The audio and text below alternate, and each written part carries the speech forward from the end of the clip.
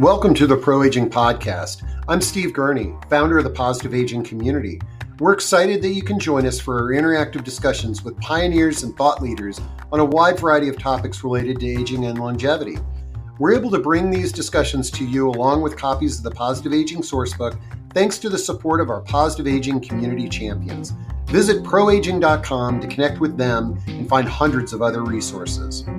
Today we had a live and interactive discussion that explored the challenges of dental health for older adults, and it also spotlighted two innovative solutions. We are speaking with Dr. Seth Dubin of District Mobile Dental and Alec Rogers of Truthbrush. So let's jump into an informative discussion with Dr. Dubin and Alec.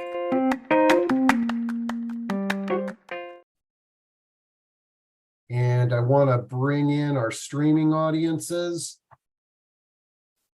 Okay, just give me a moment here. All right. So today's discussion is dental health and older adults.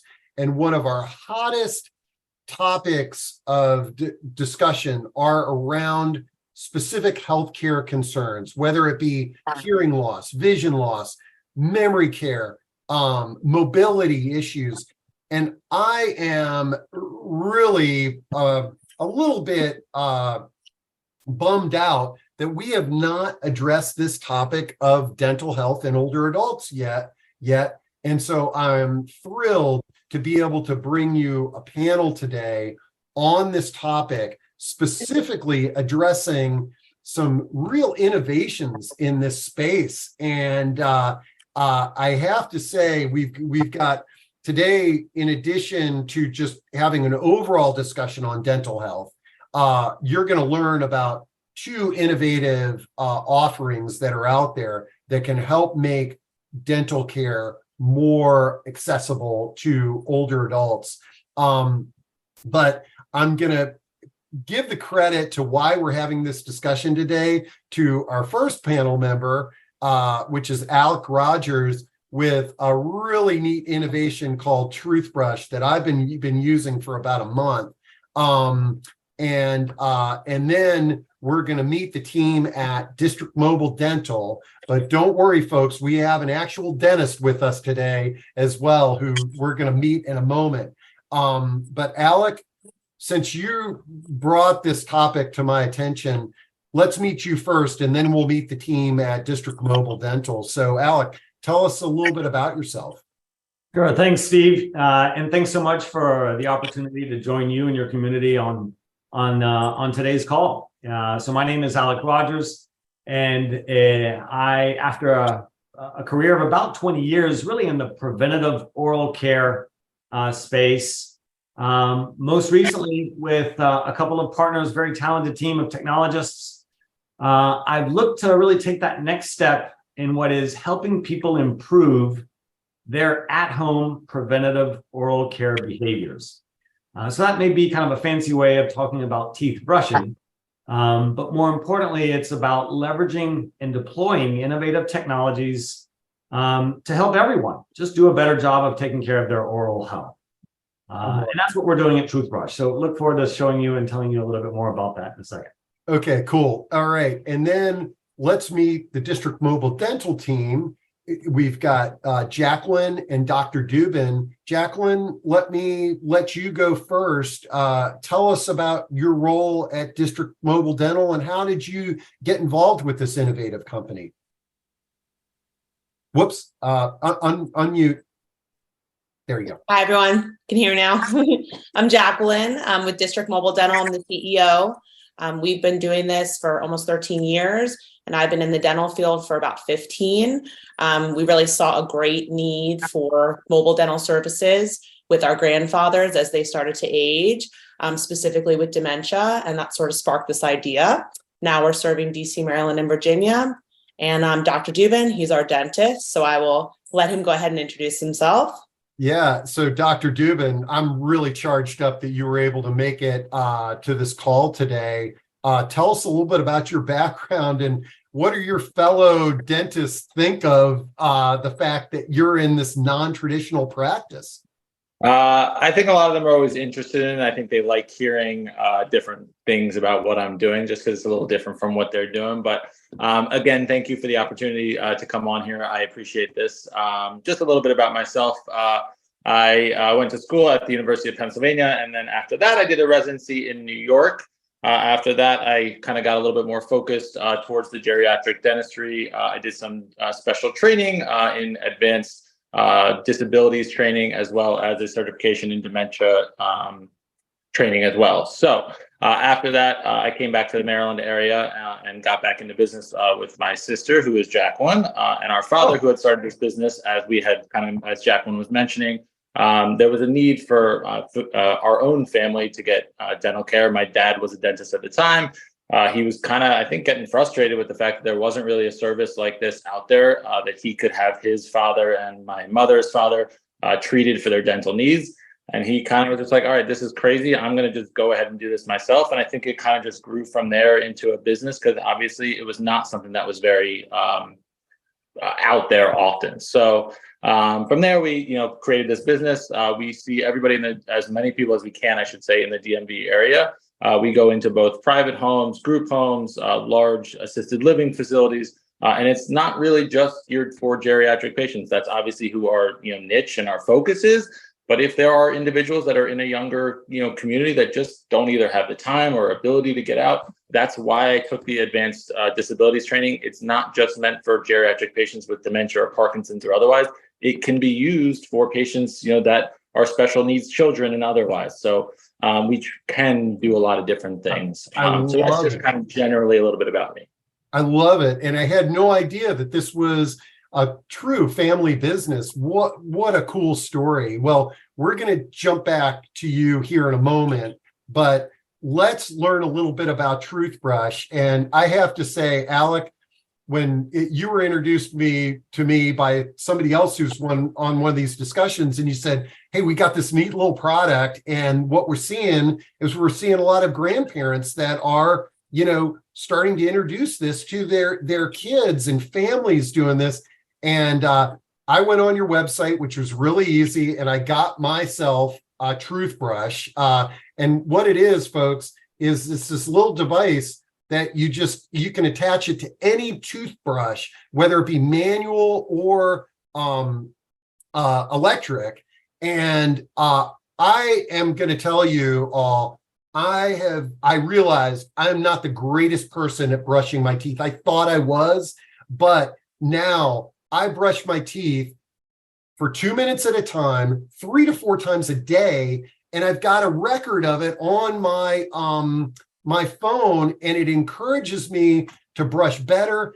And I've got an appointment with my dentist next week. I can't wait to share this with them, because this is truly telemedicine, that, the ability for my dentist to see how well I'm brushing my teeth. It's awesome. I'm going to shut up. Alec, if you want to give folks a little demo of this product, I think it would be fantastic.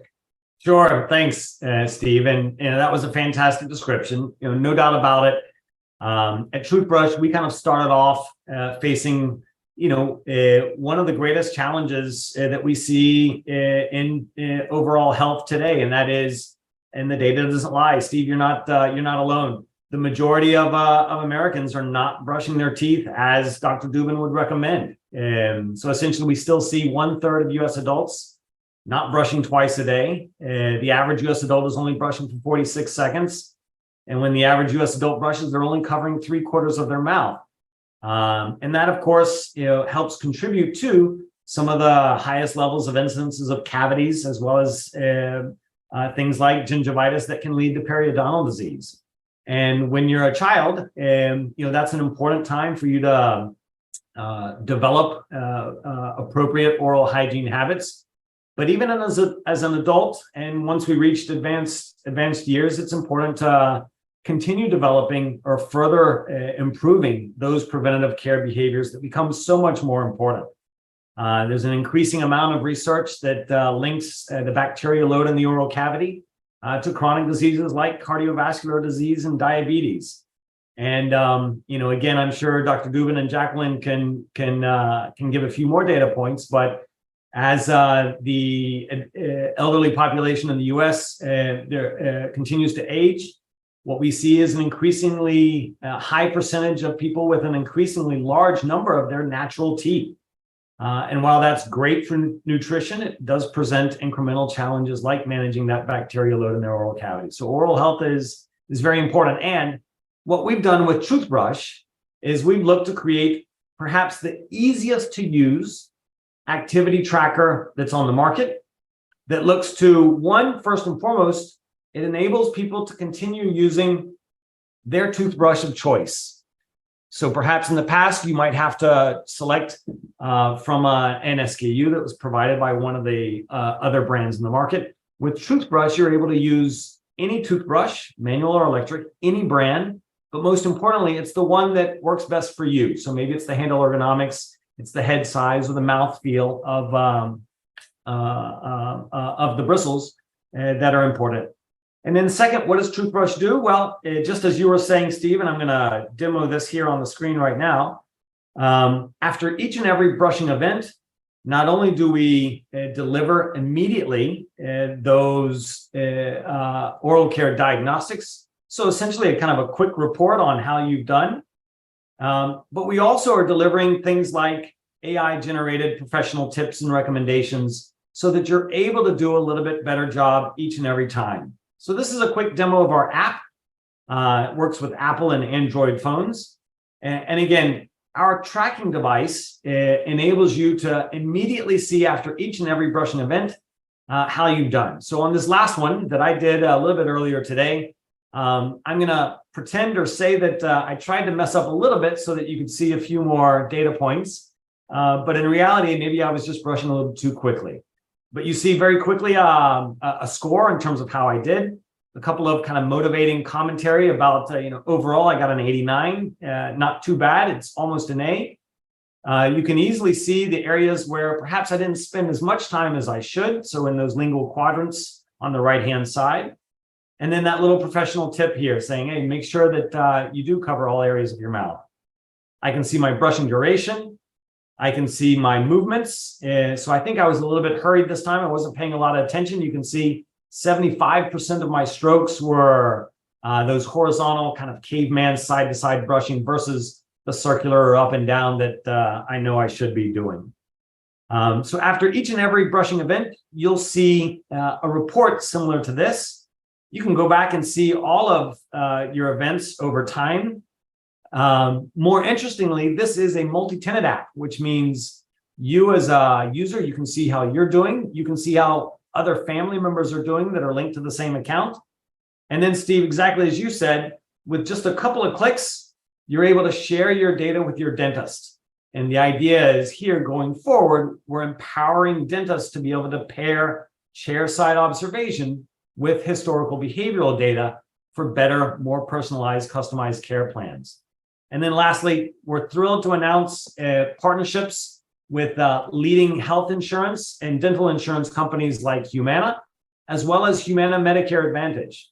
And here it's the exact same partnership. We're looking to enable people to share their data with their family members, with people, providers, and payers to help create more compelling, more engaging intervention programs to help support, again, just better preventative oral care at home.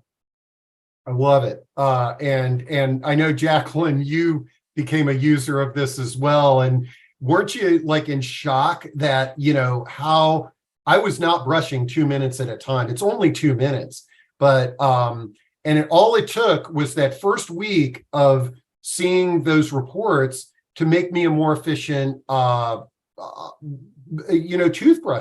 or truthbrusher, I should say. Whoops. Oh, yeah. Yes, just like you, I thought I was the best brusher. And, after I reviewed the data, there were definitely some things since then that I've been working on. And it's just so cool because you can see it right there, where you need to spend more time if you need to be brushing longer. So I love the product. I think it's been great. And I think it'll be great moving forward for family members and patients. And, Dr. Dubin, every time I go to the dentist, the dentist says to me, you really need to brush better. Okay, you need to floss and this, that, and the other. And then, I do it for a week or so. And then I'm sure I slid back into my old habits. And then a week before my next appointment, I'm brushing and flossing like mad.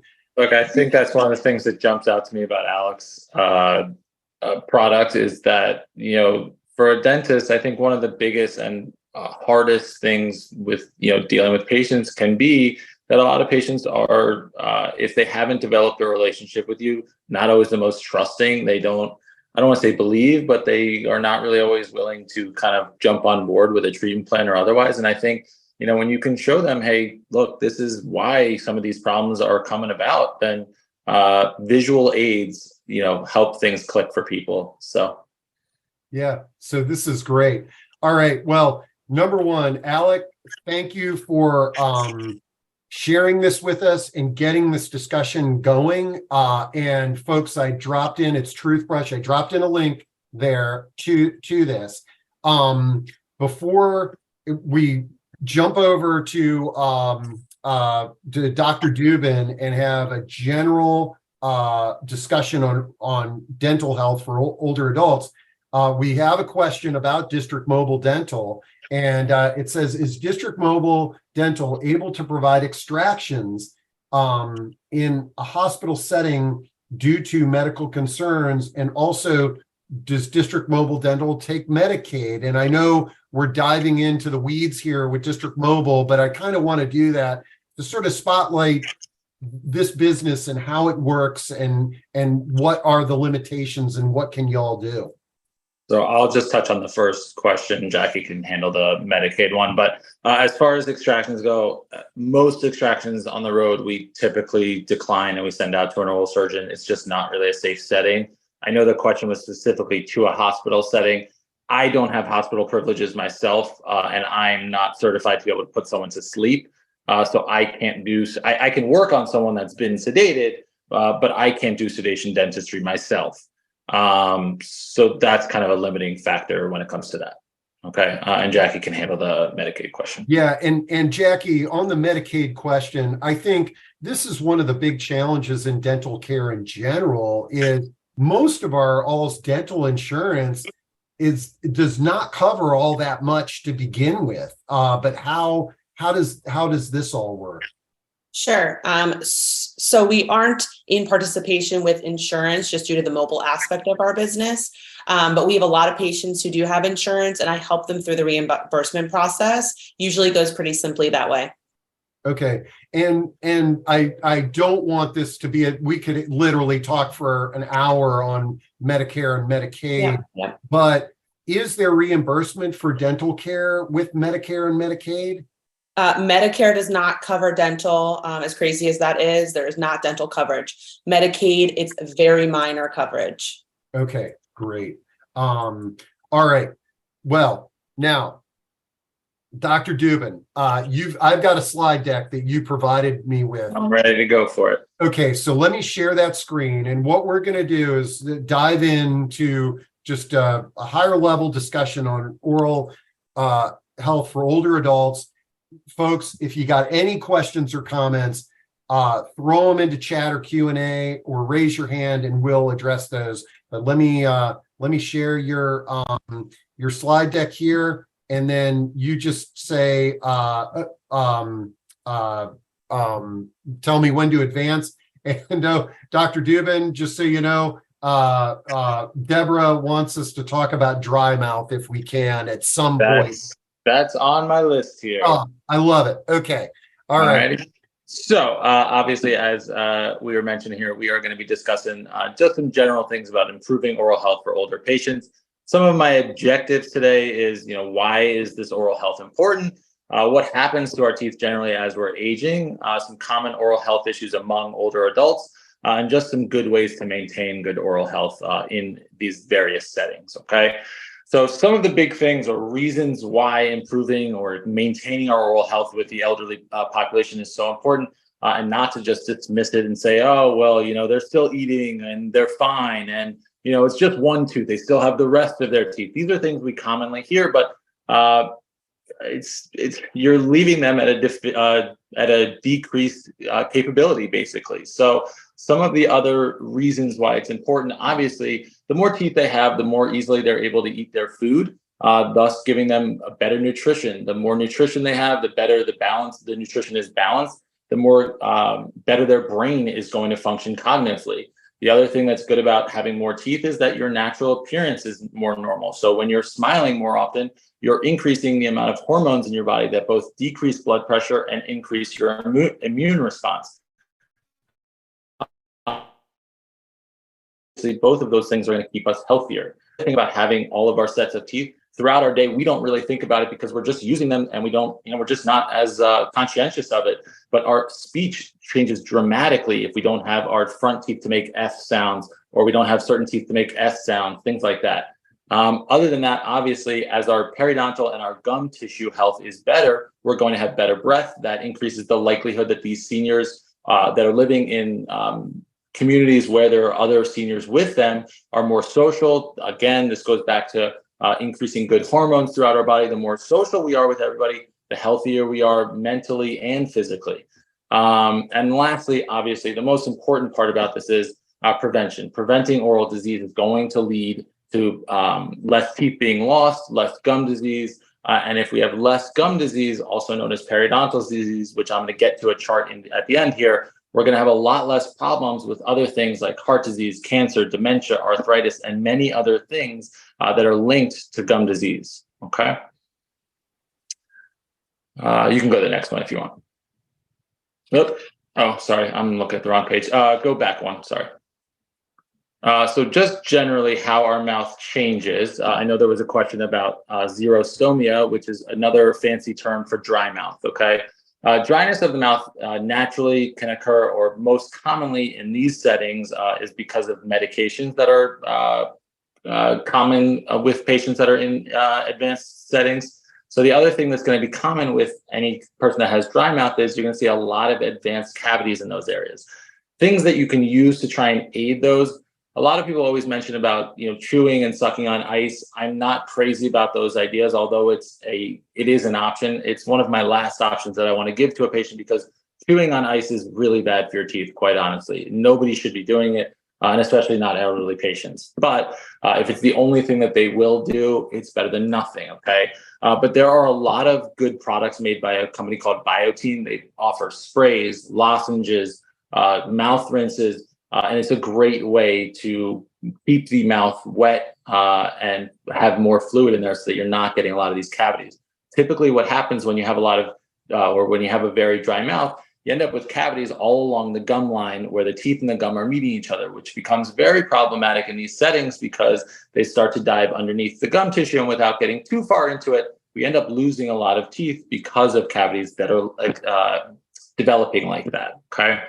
Some of the other things is that Dr. Dubin, I will stop wherever. Just stop me. Yeah, real quick. What was the name of that product that you talked about? Biotene, which is BIOTIN. TIM. Okay, great. Just had a question about that. Okay. Okay. And like I said, they have it in a bunch of different, types of products. So if your loved one doesn't do well with a sprayer, they don't like to eat candies, there are other options to try and get that to them. Okay. The other thing is obviously just increased water intake. The more water they're taking, the less dry their mouth is going to be. Okay. Some other things that you're going to notice, obviously, as our mouths start to change, and this gets back to some of those root cavities that I was talking about before with the dry mouth. As we are aging, we know that our gum tissue is receding. Not only is our gum tissue receding, this gets into my next point, but our bone loss is dropping off of our teeth. If you think about teeth like stakes in the ground or street signs, the further our teeth are dug into the ground, the more stable they're going to be as we're aging. If our bone and our gum tissue starts to drop way far off of our teeth are going to start to become wiggly on us or mobile. And a lot of people think, walking around, whether it's because their parents had dentures or whether it's just because they see people walking around dentures on the street, most people think that you end up in dentures because you have cavities all throughout your mouth and you have to have all your teeth taken out. The majority of people walk around with dentures because they haven't taken care of the gum and bone tissue surrounding their teeth the foundation has been completely destroyed, and the teeth are just so mobile that there's no way for you to save anything anymore. So you end up having to take everything out, redo the foundation, and put dentures on top of it. And that's really the worst thing that can happen. So getting back to Alex's product, flossing, brushing, and everything else as our preventative measures are going to prevent a lot of these things from happening, okay? And you can jump over to the next slide real quickly. This is just a quick visual aid. If you're unfamiliar with what periodontal disease is, it kind of goes through the different stages of periodontal disease, both from healthy all the way to an advanced periodontitis. And what you're going to notice through different pictures there, with the colored pictures that show you the teeth, you're going to notice, one, obviously the teeth are getting more stained, but also you're going to notice the gum tissue is becoming more red, more inflamed, more puffy. And you're going to also notice how the gum tissue is receding off the teeth. You'll start to notice how the yellow portions of the tooth at the base of them are getting exposed. That's not discoloration. That's just the root of the tooth getting exposed because, as I was talking about before, gum and bone tissue are dropping down. So you're exposing more of the tooth that used to be covered by the ground, if you will. Okay. And you can jump over to the next slide. And this next slide here just kind of goes over, again, some of those spots that I was talking about before, just things that can be connected to having poor gum disease or poor periodontal disease, okay, which are osteoporosis, stroke, Alzheimer's, and dementia, which obviously we know is very prevalent in many of these communities, cancer, respiratory diseases, heart diseases, diabetes, and rheumatoid arthritis. You can jump over the next one. And just quickly going back over some of these other oral health issues that we were just talking about in the previous slide. So arthritis, increased difficulty in brushing, flossing, and maintaining oral health. As we age, it becomes more difficult for us to hold a toothbrush. So a lot of times you'll see, if you walk through senior living facilities, toothbrushes that have tennis balls on the end of them. That is because someone has advised them to give their loved one a toothbrush on the end of it. Having something that's got a thicker handle to it will make it easier for patients to hold things, okay? Other things that will impact our oral health because we're aging, as our memory is decreasing, we may forget to brush our teeth. We may forget to be eating some of our food, which is creating, going back to my first slide about our hormones and our cognitive impairment, it's impairing our cognitive abilities. So if we're not getting good nutrition, then we're forgetting to brush our teeth and so on and so on. The dominoes start to fall. Again, we talked about xerostomia. If you have a dry mouth, you're going to have an increased rate of cavities. And the other big thing is that for those patients that are wearing dentures, if you have a really dry mouth, one of the biggest problems that you have is your dentures won't stay in place. Because part of what allows us to keep our dentures in place, not only is the anatomy of the bone and the gum tissue that we were putting this denture on top of, but it's also the constant contact between fluid on the gum tissue and the underside of our denture, okay? Other health issues, obviously, that are going to be coming into play with the geriatric population are, which we talked about, are bone loss, loss of taste, and then a decreased mobility, which impacts our ability to get to the dentist, period, okay? My last slide here is just a few tips and tricks, which I started to kind of go over before, but a large handle brush or the use of a tennis ball, it just improves the dexterity. It makes it a little bit easier for them. People ask me this all the time, but if your loved one, whoever it is willing to use an electric toothbrush, we can go back to Alec about this all day long, but there's no question that an electric toothbrush is going to do a better job than a manual toothbrush. Even myself, the best dentist in the entire world, whoever it is, it doesn't matter. They cannot brush their teeth as effectively with a manual toothbrush as well as they can with an electric one. It's just not possible.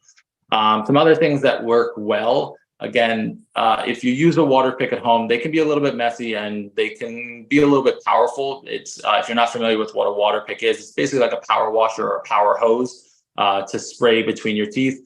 I don't want to say instead of flossing, but I think in the senior living population, a lot of people use it instead of flossing because the dexterity of flossing becomes difficult and it's hard for someone else to floss your teeth. So I think a lot of people use the water pick as a way to do something as opposed to nothing. But a water pick can be a great way to floss someone's loved one's teeth because it has a handle that you're able to kind of put into their mouth and kind of angle at different spots that you need to, okay? Other things, providing short, simple instructions that are broken down into steps will help them actually accomplish those goals a little bit easier. using a watch me technique, meaning that you show them exactly how to do the brushing or how to do the flossing, and then allow them to do it. If you're getting, that's more for someone you're getting resistance, that they don't want you to brush or they don't want you to floss. At least that way, if you're working with them as far as how to brush and how to floss, you're at least seeing that they're getting it done. Maybe it's going to take you a little bit longer, but if you got the time, that at least is something that will work, okay? One of the other big hurdles for geriatric or senior living patients is that the amount of time. Obviously, we were talking with Alec about brushing for 2 minutes, and I think the general population, it's great if we can all brush for 2 minutes, but I think most patients in a senior living facility, I would love if they were brushing for 2 minutes, but if the time is too much for them to be brushing and they just are impatient with it, if they're only going to brush for 30 seconds, that's okay. But if they brush for 30 seconds 4 times a day, that's still 2 minutes, and I'm okay with that. Other things that will help non-alcohol based mouth rinses. Those are just important because the alcohol, nobody really likes the alcohol in mouth rinses. And if you can use a mouth rinse that has fluoride, again, any fluoride that's getting in your water or otherwise, that's going to prevent cavities, even if our teeth are, pretty dirty. Okay. Other things that are going to be obviously important are regular dental checkups, creating repeatable routines, giving patients stress balls or other aids to help anxiety and tremors as we're doing dental treatments, and the other things that sometimes work well. If you're having patients that are having difficulty staying open or otherwise, you can use mouth props as you're trying to brush their teeth. Okay. And you can pop over to the next one. Okay, sorry. Go back one slide. I'm looking at the slides on mine. I'm getting confused. Sorry about that. The last thing I wanted to just kind of go over, I know there are a lot of patients with dentures in the senior living community, so I thought it'd be a good thing to just kind of go over how you're supposed to be cleaning and otherwise your dentures, because it's very often that we get out into the community and dentures are either not being taken out, they're not being cleaned or otherwise. So really quickly, I just kind of want to go through when you have a parent, loved one, whoever it is that's wearing a set of dentures, those dentures should be taken out every single night. They should never sleep with their dentures for any reason.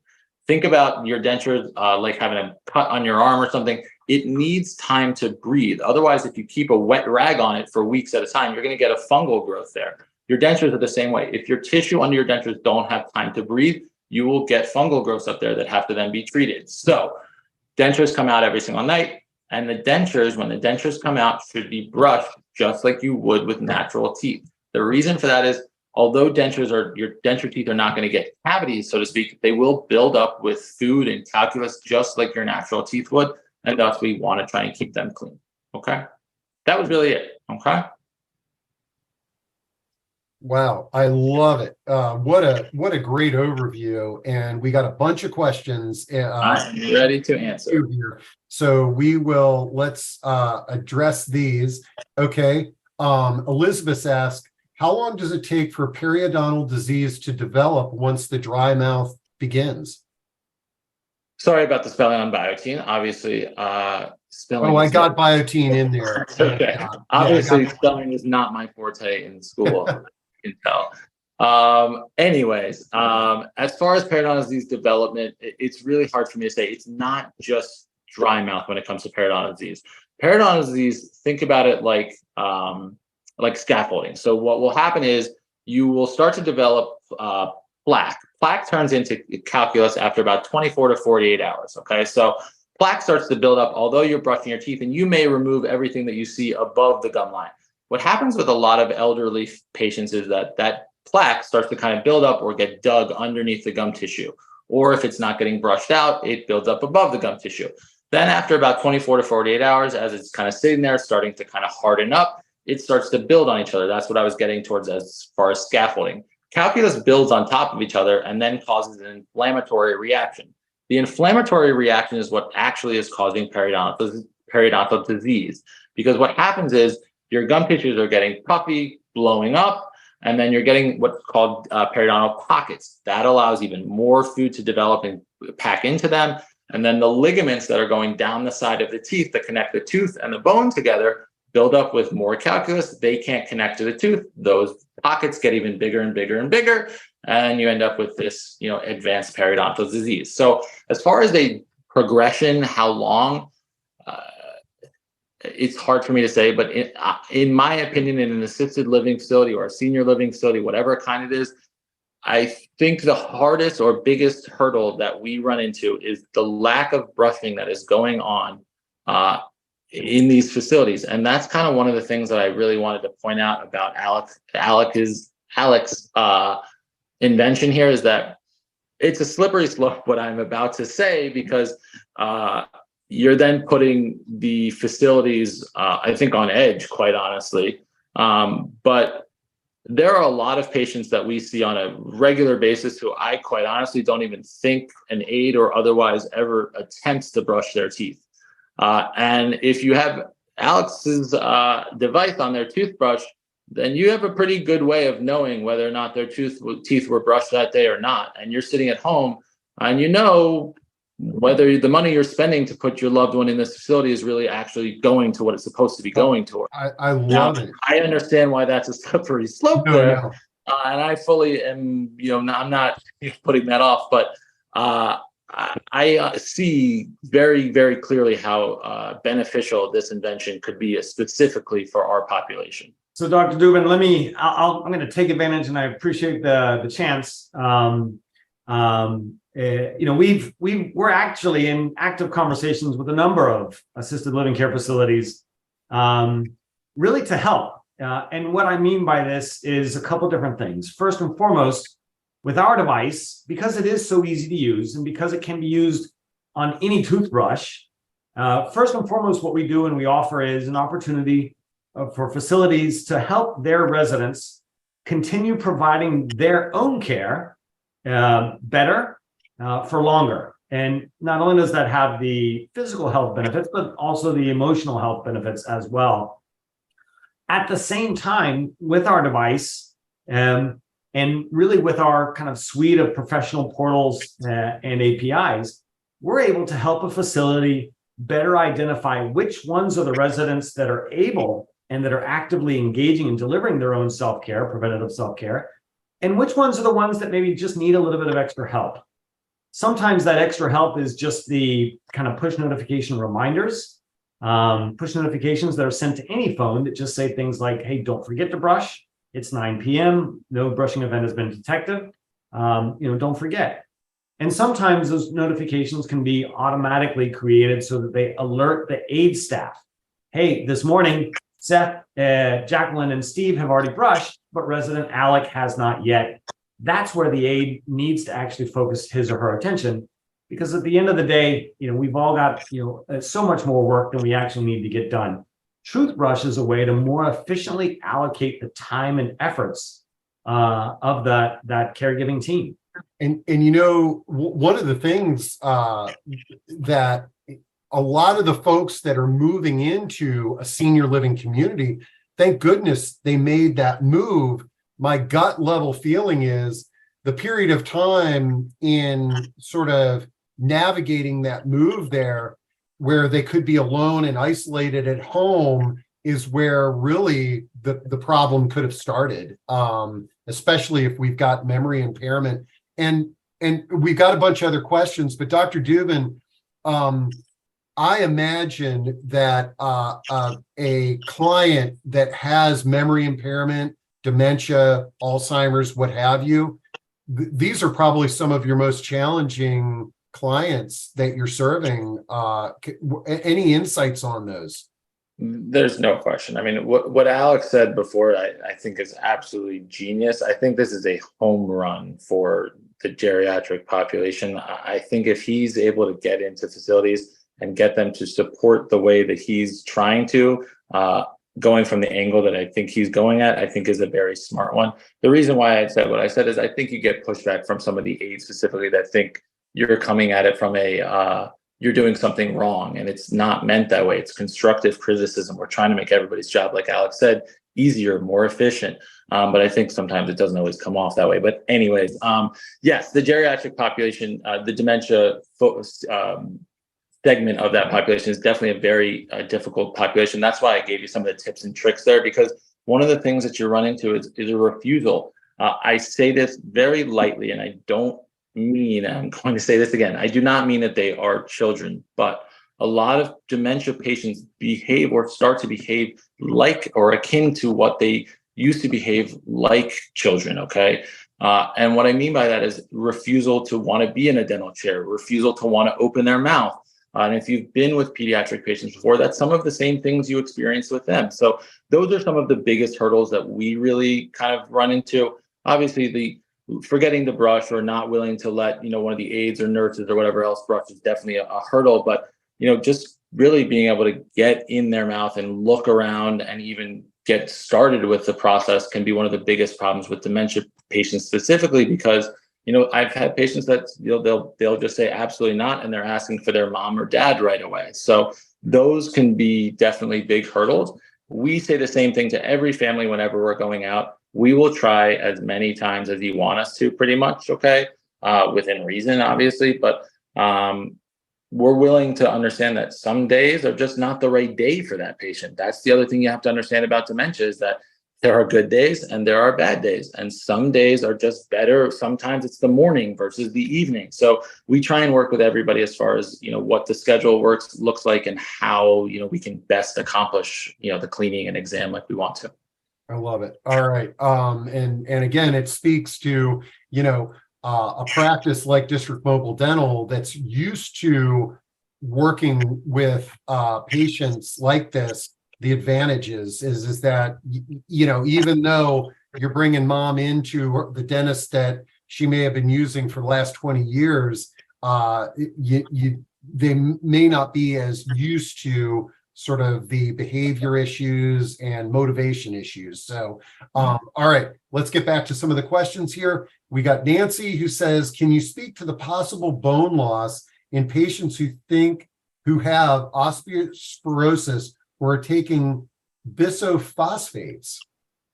So patients that have bisphosphonates, the biggest thing, as far as when you have osteoporosis, as long as you're doing a good job keeping up with your cleanings and keeping up with your keeping periodontal disease away, you are at a disadvantage, so to speak, but you shouldn't be losing bone around your teeth at a greater rate or at a worse rate as opposed to you or I, just because you have osteoporosis. Your teeth should still be maintaining most bone around them. It should not be degrading at a much advanced level. Okay, great. All right. If and when there is a dental need for tooth extraction, should all dentists know about the side effects of biophosphates? Okay. Yes. We are learning that many primary care physicians prescribe biophosphate medications for osteoporosis. Gosh, lots of questions about the biophosphates. So I'll just touch on that really quickly. The problem that happens, and which is probably why some people are asking about this, but the problem with bisphosphonate treatment is that when you have an extraction or an excessive surgery type of procedure on your bone, when you're on bisphosphonates, you can end up getting what's called radionecrosis of the jaw or bone. What that basically means is that the bone, for lack of a better term, loses supply of blood. So you end up getting death of the bone, for, again, lack of a better term, trying not to get too scientific here, but the bone basically dies off and the bone just kind of gets eaten away. So it can be very problematic. I mean, you can end up having to lose your jaw. I mean, there can be serious consequences of having extractions or implants placed while you're on bisphosphonate treatment. Usually what will happen if you need an extraction while you're on bisphosphonates, the doctor will stop you for a length of time and they will determine when it's a safe point at which to do the extraction. They also may say this extraction is not worth doing. It's more important for you to be on the bisphosphonates. We will treat the extraction as needed. If it's not infected, we'll leave it alone and we'll monitor it. If it's infected, then we'll figure something else out. So I think you would speak to the oral surgeon or whoever's doing the treatment first. But yes, it's obviously very important to let your doctor know that you're on bisphosphonates before having any kind of dental surgeries done. Okay, great. Now, here's a specific question about District Mobile Dental and your mobile dentist practices. What equipment is mobile and what dental work is possible in a mobile unit and what isn't? So what I say to most people is it's the same exact thing as going to a dental office. It's just we have to set up the dental office around you first. But we can bring in, we have about a unit that's the size of like a rolling suitcase, and it has everything that we would need in a dental chair to be able to drill, suction, spray water, do all those kinds of things. We have ability to do crowns, bridges. We really try and do just about everything that we can on the road, except for the extractions, like I mentioned earlier. And most of what that comes down to is that it's just not safe. Great. Okay. And Annette asks, do you recommend the brushed on fluoride treatment for older adults? Yes. So this is something that has never made sense to me throughout dentistry, my schooling or otherwise. When you're a child or, an adolescent, you're, 14, 15, 16, whatever it is, you have your adult teeth at that point. You're still getting fluoride on your teeth when you go to the dentist every day. And the reason for that is because you're a minor and because the insurance company is paying for it. And then what happens at 18, you have the exact same teeth in your mouth, but the insurance company says, nah, actually, I'm not going to pay for this anymore. So instead, the dentist looks at you and says, hey, do you want to have this fluoride on your teeth? It's an extra $25 or $50, whatever it is. And you're going to look at him and you're going to say, nah, it doesn't really seem that worth it.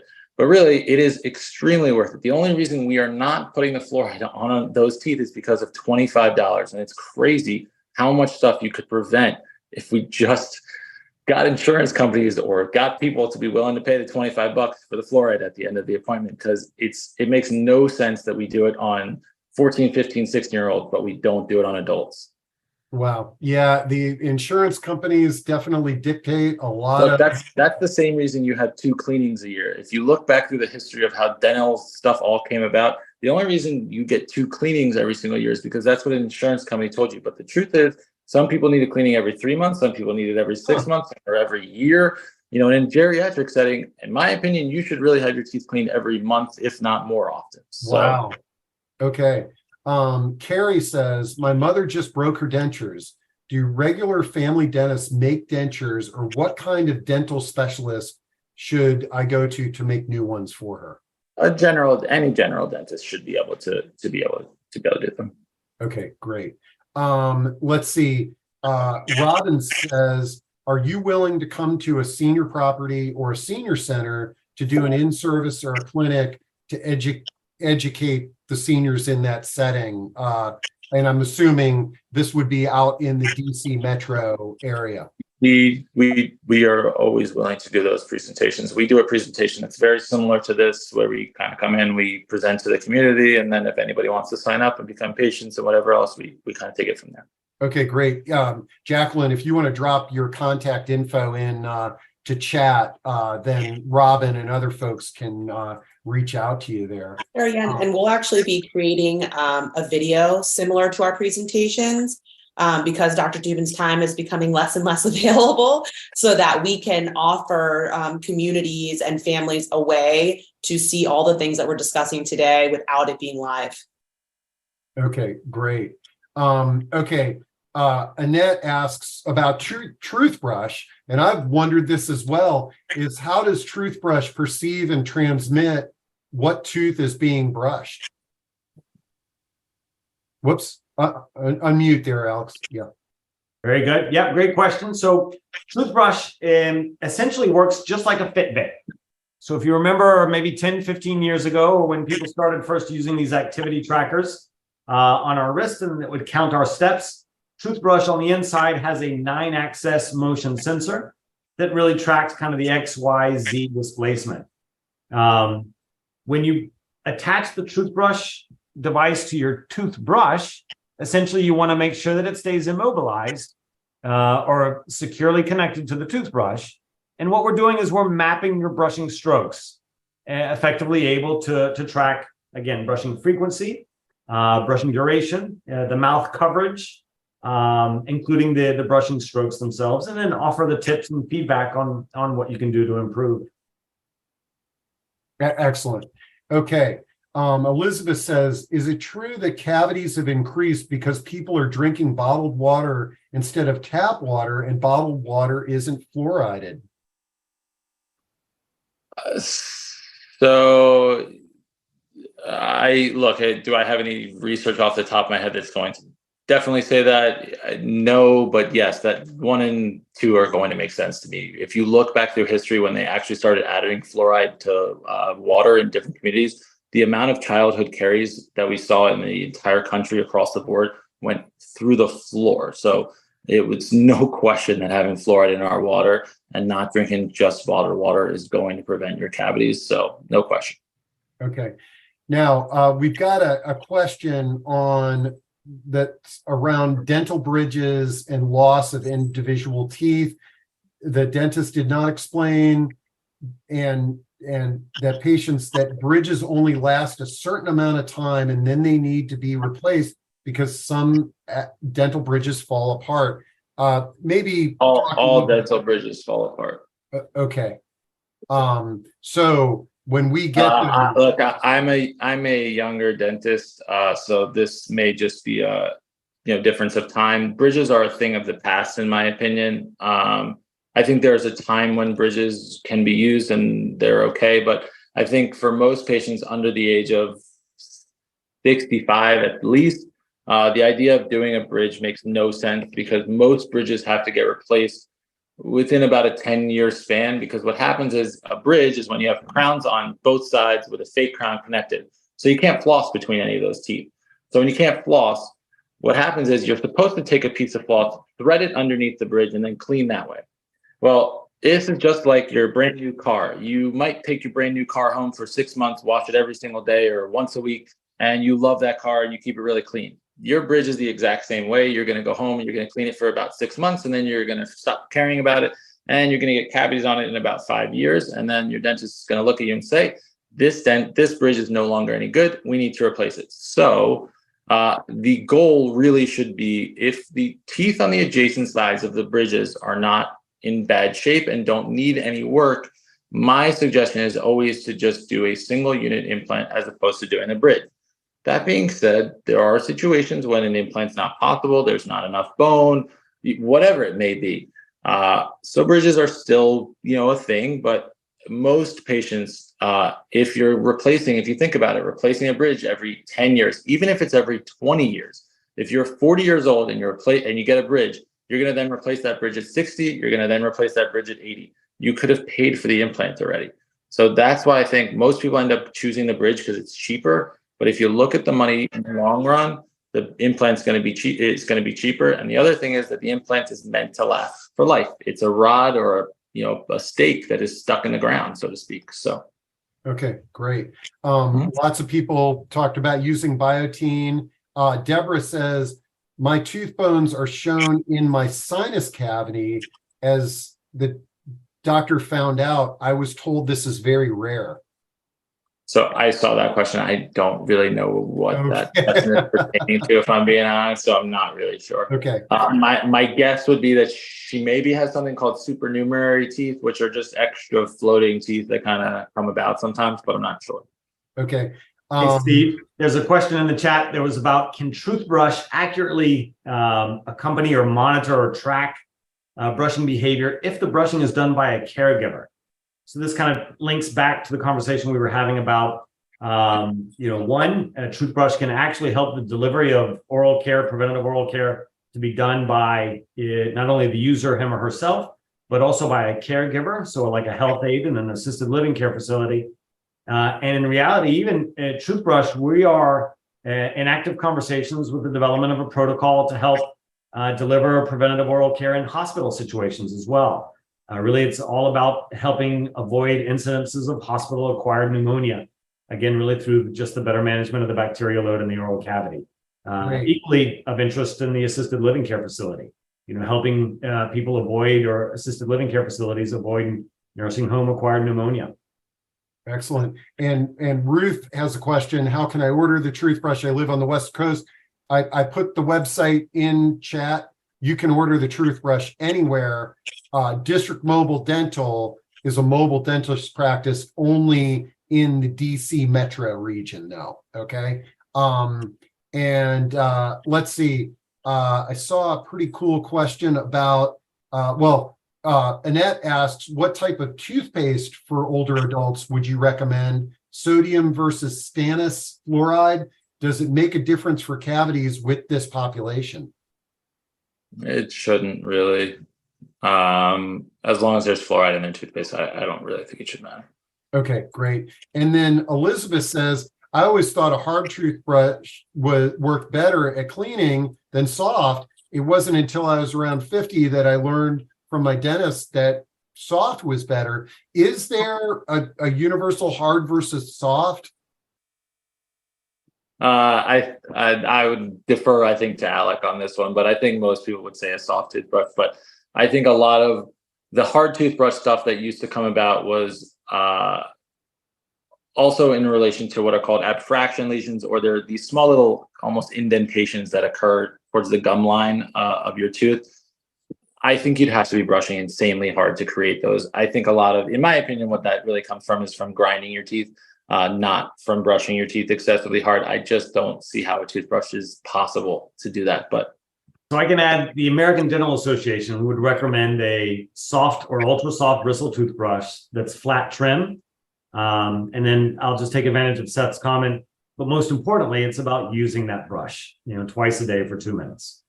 I love it. And just one other thing I want to add is the replacement of your toothbrush every 3 months. Or if you're sick, very, very important.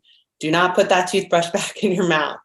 Once you're over your cold or whatever it is, throw the toothbrush out, get a new toothbrush or a toothbrush head if you're using an electric. And the cool thing about the Truthbrush app is it knows how long you've been using that toothbrush. So it sends you a reminder to replace your bristles or get a new toothbrush. So that's one of the features of your app, Alec, that I really love. Okay, this could be a rabbit hole question, Dr. Dubin and Jacqueline, but Dixie, who always has great questions when she's on these discussions, is how can we protect our elder patients from dental overtreatment? I have clients who have paid $75 to $100K for dental care, not covered by Medicare. When is less more, especially for clients in their mid-90s? I fully recognize that we need to promote optimal dental care, but there are affordability issues with some of the older adults. Any thoughts on that? I think one of the great things that Dr. Dubin is so good at is accounting for all those factors. It is not just about you or I going to the dentist and what we're seeing in the mouth. It's how old we are, the other medical conditions that are going on, the oral home care, all of those things. And he's really great in discussing those things with the family, with the caregivers, so that everyone is really involved in making the best decision for the patient. Great. Okay, let's see. I know it's 1 o'clock, folks. This is recorded. We'll try to get through a few more questions. I think I'm going to have you all back on again at some point because this has been a great discussion. Judith says, how about people with, let's see, okay, you talked about the dentures. Okay, we got that one. What can be done about, I think, recession? I think that's the recession of your gums. Anything that can be done when that? So you're not really going to get recession to come back. But the best method really depends. If you're already at a point of having periodontal disease, you have calculus that needs to be cleaned out. The first step is doing what's called deep cleanings or a scaling appointment. Okay, you clean everything out, and then from there, the most important part about preventing periodontal disease or bone loss or anything else that's associated with it is flossing, keeping the interproximal or the areas between your teeth clean, and coming in for your regular checkups. Okay, great. Robert has a question about Listerine Purple. The instructions say rinse for a minute and no eating or drinking or rinsing for 30 minutes. Is this entirely safe for a mouth rinse to linger in the mouth for 30 minutes? So I believe that Listerine Purple has fluoride in it. I think so. And I think that's probably why they have the 30-minute limit on there, is because technically when fluoride is applied to your teeth, you're supposed to wait 30 minutes. So yes, it's safe. There's nothing that's doing any harm to you. Some of the other mouth rinses will tell you to wait. I want to say it's like 30 seconds or a minute. And what that's really doing is they're trying to use whether it's alcohol or other ingredients in there to kill bacteria before the water rinses it away, basically. Okay, this is an awesome question here. My mother used to take excellent care of her teeth from Martha. Now she often forgets to care for her teeth. She does not like help for the self-care. Can chewing gum or eat, or I think you had said before, if she can brush once a day, it's better than not brushing at all. But is there some things that we can do like chewing gum that might help a little bit? So no gums helping keep your teeth healthier, really, in my opinion. But you can use sugar-free gums that are better than the sugar, filled gums are.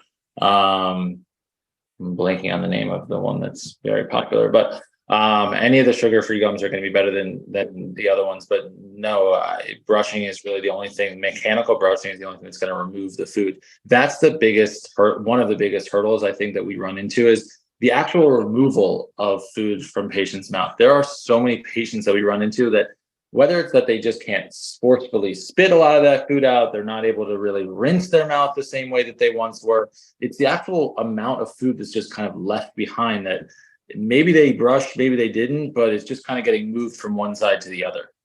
Great. And Dixie says, I've used District Mobile Dental for homebound clients with dementia and really appreciates your services. So that's great to We appreciate that. Thank you very much, Dixie. Okay, let's see. I'm going to close on this one. For those uncomfortable with fluoride, what about alternative options like nanohydroapatite? Any thoughts on that? Fluoride is the most researched material that's going to have the best efficacy. I think there are a lot of other products out there that will do a good job, but I think if you want the best results, then I think you should stick with fluoride products. I love it. What a great discussion. We've got this recorded. I'm going to have all of the contact information for our programs.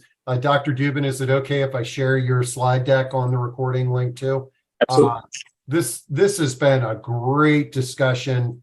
Thank all of you all, but thank what a community we have. I mean, I never know what questions are going to come out, but you all threw out some amazing questions, and we will definitely do this again, but I'll share those links. Any last sort of words of wisdom that anybody wants to share? I just wanted to say thank you guys for the opportunity, and I hope everybody has a nice rest of the day and a good summer if I don't see you before then. All right. And folks, Thanks so much, everyone. Yeah. And Alec, thanks for this invention, because my oral health is a lot better these days, but I could see where if we can get these into communities and get dentists, prescribing this after they meet with their patients, I think it could really change the oral health. And that's really the age-old adage of an ounce of prevention is worth a pound of cure. And we think together with users, partnering with fantastic dentists and hygienists, we're really able to help people, have a great oral health and overall health. All right. I love it. Everybody have a great day and a great weekend, and we'll see you next week. Thanks a lot.